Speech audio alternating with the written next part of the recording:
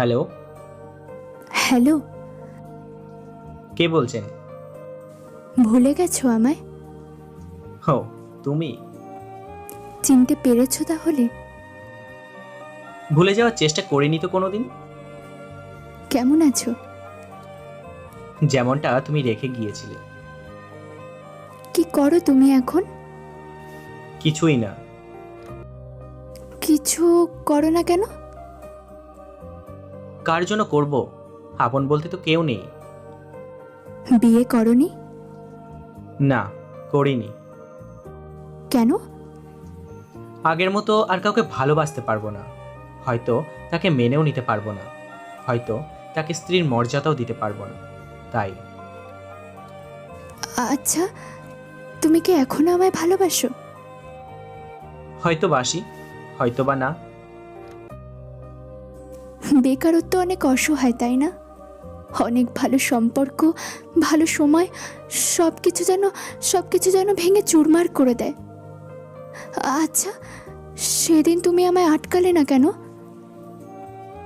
কাউকে আটকে রেখে জোর করে সব পাওয়া গেলেও কোনোদিন ভালোবাসা পাওয়া যায় না। তাই শত চেষ্টার পরেও তোমায় আমি আটকাতে পারিনি। জানো, সেদিন আমার কিছুই করার ছিল না। একদিকে তুমি, আরেকদিকে আমার সহপাঠী বন্ধু, যে নিজে আমার সাথে নার্সিং ট্রেনিং কমপ্লিট করছে। আর তুমি তো তখনও কিছুই করতে না, করতে চেয়েছো, কিন্তু আমি জানতাম না তোমার বেকার জীবন কবে শেষ হবে আর কবে আমরা এক হতে পারবো। সেসব ভেবেই আমি সেদিন আর পারিনি। কিন্তু আমার সহপাঠী বন্ধুর তখন ভবিষ্যৎ উজ্জ্বল, তাই আমি এক প্রকার বাধ্য হয়ে সেদিন এই সিদ্ধান্ত নিয়েছিলাম। আমি জানতাম তুমি আমায় অনেক ভালোবাসো, অনেক সুখে রাখবে আমায়। কিন্তু সব সুখ ভালোবাসা দিয়ে পাওয়া যায় না। এমন কিছু প্রয়োজন আছে যেগুলো মেটানোর জন্য টাকার দরকার হয়। আমরা সারা জীবন তো আর এরকম থাকবো না। আমাদেরও ছেলে মেয়ে হবে, তাদেরও তো একটা ভবিষ্যৎ আছে। এই সমস্ত কথা ভেবেই সেদিন আমি তোমার ভালোবাসার কাছে হার মেনে নিয়েছিলাম। সেগুলো আমি সবই জানতাম। আচ্ছা, আসল সত্যিটা কি তুমি জানো? কিসের সত্যি? তাহলে শোনো।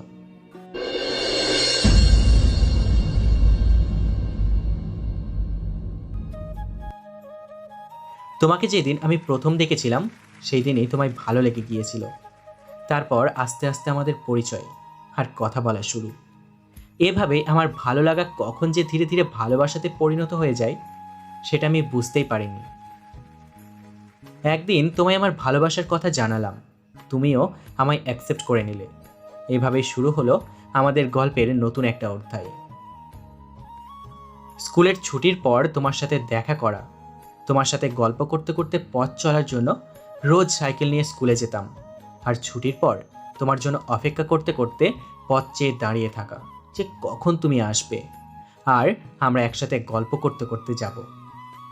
তুমি জানো, যখন তুমি চলে যেতে আমার অনেক কষ্ট হতো। মনে হতো মাত্র এইটুকু পথ আমরা এলাম।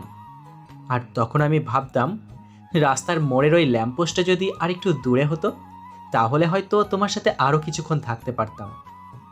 কিন্তু যখন আমি বাড়ি ফেরার জন্য একা একা ফিরতাম তখন মনে হতো অনেকটা রাস্তায় তোমার সাথে চলে এসেছি গল্প করতে করতে। কিন্তু সেটা কতটা তা তুমি থাকার জন্য বুঝতে পারিনি। সেটা তখন বুঝতাম যখন আমি একা একা ফিরে আসতাম। এভাবেই কেটে গেল সেই বছরটা। আমাদের মাধ্যমিক পরীক্ষাও শেষ হয়ে গেল। তারপর রেজাল্টও বের হলো। নতুন করে 11-এ ভর্তি হওয়ার তোড়জোড় শুরু হয়ে গেল। আর তুমিও ভর্তি হয়ে গেলে আমাদের স্কুলে। মনে আছে, তুমি রোজ আগে স্কুলে চলে যেতে আর বসতে তৃতীয় বেঞ্চের একদম ধারের দিকে, আর অপর দিকে তৃতীয় বেঞ্চের ধারে বসতাম আমি। মানে আমরা প্রায় পাশাপাশি, শুধুমাত্র আমাদের মাঝে ছিল ছোট্ট একটা রাস্তা। তোমার মনে আছে, আমি টিফিন নিয়ে যেতাম না বলে তুমি রোজ দুজনে টিফিন নিয়ে আসতে, যেটা আমরা দুজন একসাথে খেতাম। আর তুমি আমায় খাইয়ে দিতে। জানো, প্রথম দিকটা আমার সেরকম কিচ্ছু মনে হয়নি, কিন্তু যখন আমি তোমার নিজের অজান্তেই অনেকটা ভালোবেসে ফেললাম, তখন কেমন যেন একটা অজানা ভয় সব সময় আমাকে তাড়া করে বেড়াতো। কিন্তু সেই ভয়টা আসলে কি, সেটা হয়তো তোমায় বোঝাতে পারবো না। হয়তো আমি তোমায় এটাও বলে বোঝাতে পারবো না যে আমি তোমাকে কতটা ভালোবাসতাম, কিন্তু এটা বলতে পারবো যতটা ভালোবাসলে আমি তোমার জন্য আমার জীবনটাও দিয়ে দিতে পারবো, ঠিক ততটাই ভালোবাসা ছিল আমার মনে। তারপর থেকে আমি রোজ তোমার আগে স্কুলে চলে আসতাম, যাতে আমি প্রথম থেকে শেষ পর্যন্ত তোমার সাথে থাকতে পারি। এভাবেই স্কুল, টিউশন সব সময় তোমার সাথে সাথেই থাকতাম, কারণ তোমার সাথে থাকলে সেই সময়টুকু নিজেকে অন্যরকম সুখী মানুষ বলে মনে হতো আমায়। তোমার মনে আছে আমার জন্মদিনের ঘটনা?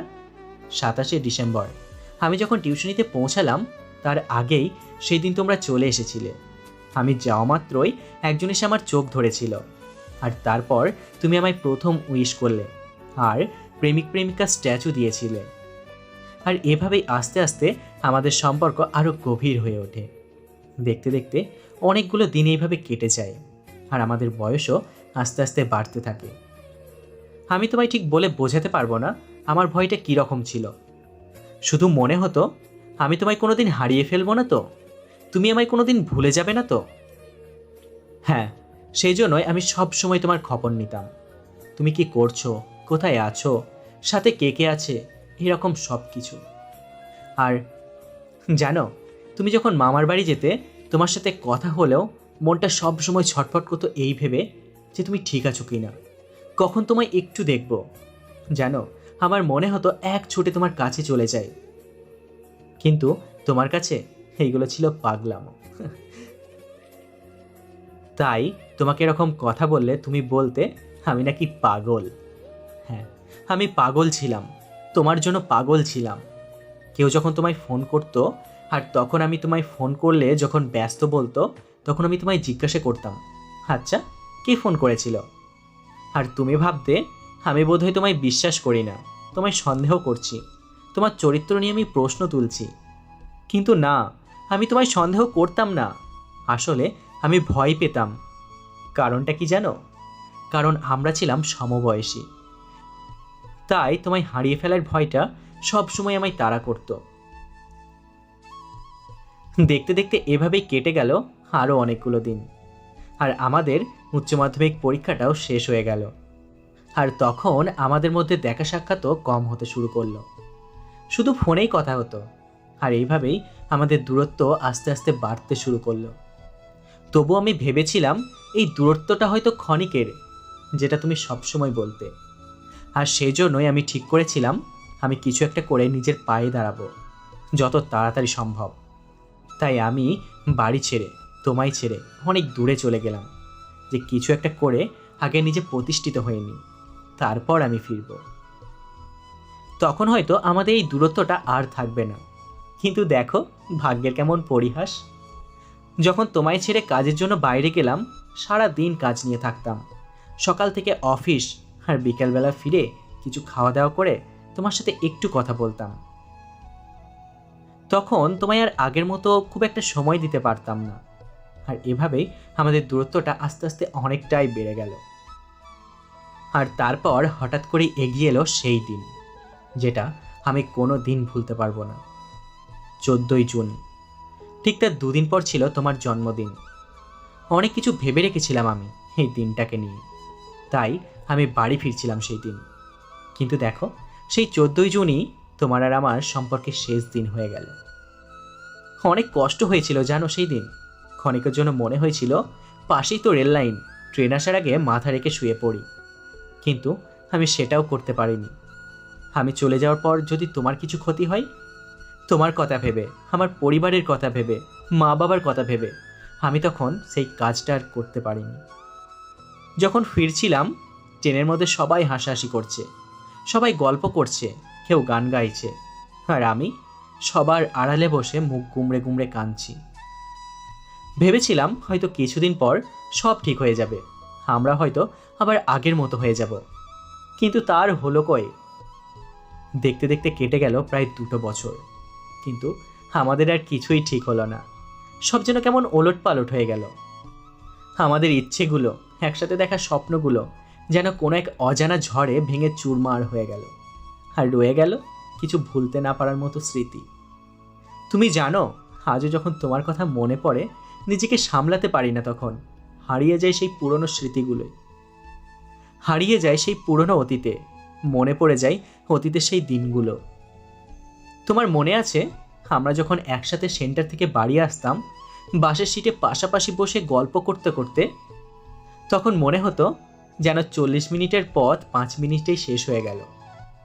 তারপর আর তোমার মনে আছে সেই রাস উৎসবে একসাথে ঘোরা? খুব মনে পড়ে যায় জানো সেই সময়গুলো। জানো, আমি যখন তোমাদের বাড়ি যেতাম আর মা, কাকিমা, বোনদের সাথে গল্প করতাম, তখন যেন মনে হতো আমি এই পরিবারেরই একজন মেম্বার। খুব ভালোবাসতেন ওনারা আমায়।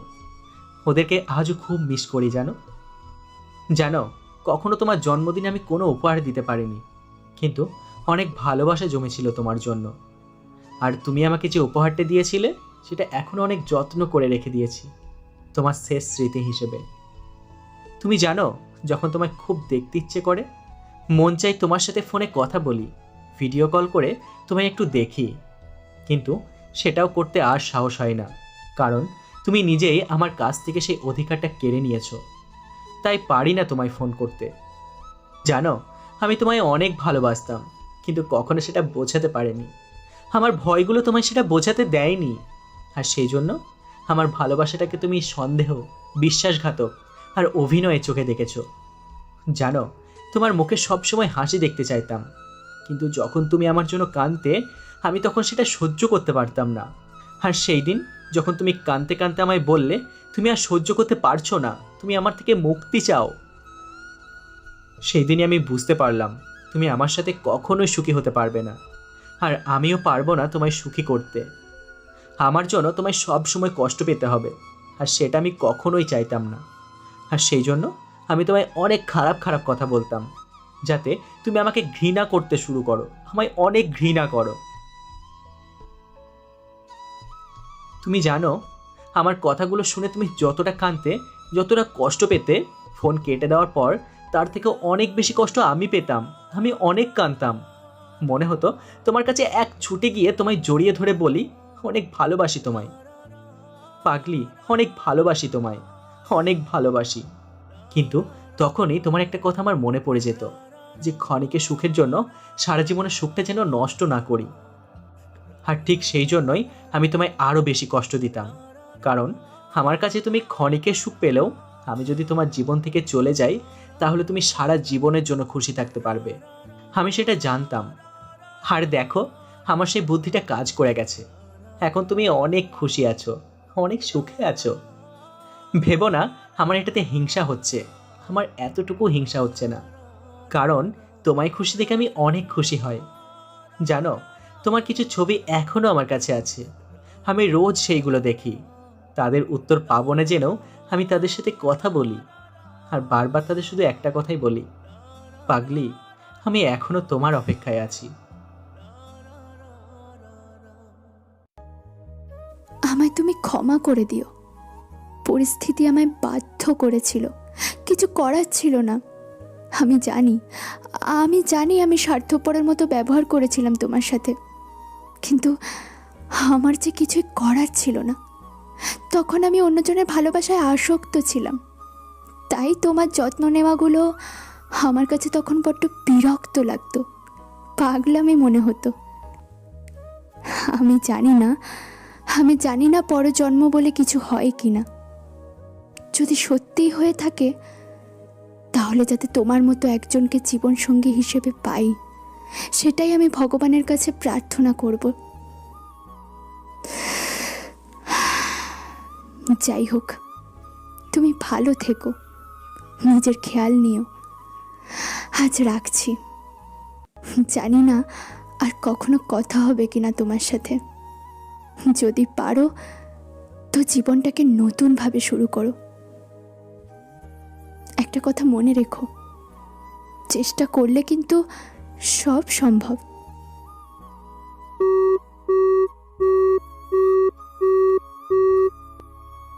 হ্যাঁ, তুমি হয়তো সেদিন চেষ্টা করলেই পারতে আমায় ছেড়ে চলে না যেতে, কিন্তু তুমি চেষ্টা করনি। কারণ আমি তখন তোমার জীবনে একটা কাঁটা হয়ে বিঁধেছিলাম।